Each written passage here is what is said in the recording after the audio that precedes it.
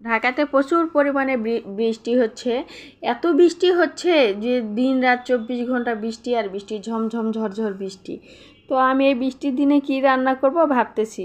তো মনে হলো ইলিশ মাছ রান্না করি, পটল, আলু আর কাঁচা কলা দিয়ে। তো এই যে কাঁচা কলা, পটল, আলু এভাবে কেটে নিচ্ছি, এটা দিয়ে ঝোল ঝোল তরকারি রান্না করব। আমি এভাবে যে তরকারিটা রান্না করতেছি, আর এইভাবে রান্না করা তরকারিটা যে এত স্বাদ, আপনারা না খাইলে কখনো বুঝতে পারবেন না। প্লিজ আপনাদের বলতেছি, এভাবে একদিন রান্না করে খেয়ে দেখবেন আসলে কতটা মজা। তো এই যে কেটে ধুয়ে সুন্দর করে নিতেছি, পেঁয়াজ মরিচ কুচি করে নিয়েছি। পেঁয়াজটা ভাজা ভাজা হয়ে গিয়েছে, এখানে সব ধরনের মশলা অ্যাড করব। গুঁড়া মরিচ, লবণ, হলুদ, ধনিয়ার গুঁড়া, জিরার গুঁড়া, আদা রসুন বাটা, সবগুলো এভাবে একটু মশলাটা দিয়ে নাড়াচাড়া করে নিয়ে তারপরে কেটে রাখা তরকারিগুলো দিয়ে দিব।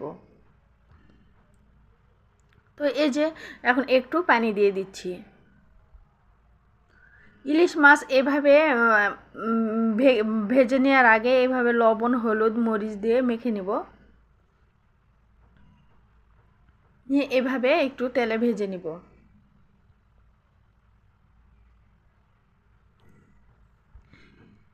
এই যে ভাজা এক পিঠ ভাজা হয়ে গিয়েছে, অপর পিঠটা উল্টে দিচ্ছি।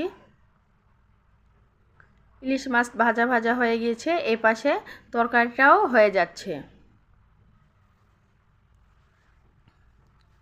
এই যে তরকারিটা, এই পানিগুলো সব মেরে ফেলবো, তারপরে একটু কষায় নেব। এখানে রাইস কুকারে ভাতও হয়ে গিয়েছে। এই যে এভাবে একটু নেড়ে চেড়ে কষায় নেব। আর এখানে দেখতেছি আলুগুলো সিদ্ধ হয়েছে কি না, তো দেখলাম সিদ্ধ হয়ে গেছে। তো এখানে ঝোলের পানি দিয়ে দিচ্ছি।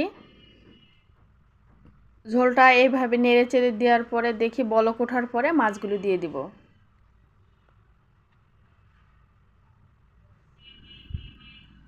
এই যে এখন ভেজে রাখা মাছগুলো দিয়ে দিচ্ছি।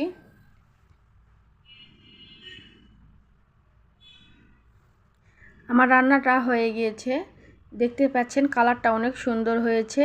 তো এখন আমি খাওয়া দাওয়া করব। এদের খাওয়া দাওয়ার জন্য ভাত বেড়ে নিচ্ছি।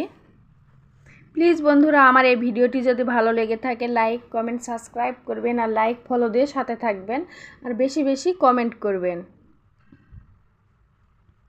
তো এই যে এখন খাচ্ছি, আসলে অনেক স্বাদ হয়েছে রান্নাটা। আপনারা বাসায় এভাবে ট্রাই করবেন। ভালো থাকবেন, সুস্থ থাকবেন, সুন্দর থাকবেন। আল্লাহ হাফেজ।